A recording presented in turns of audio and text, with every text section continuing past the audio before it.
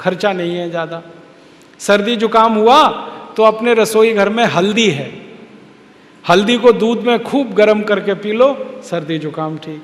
खांसी हो गई तो अपने रसोई घर में अदरक है, अदरक का रस निकालो, थोड़ा गुड़ मिला के या शहद मिला के गर्म करके पी लो, खांसी ठीक हो गई। ज़्यादा खांसी हो गई तो तुलसी का रस निकाल दो, अदरक का रस निकाल लो, शहद मिला के पी लो।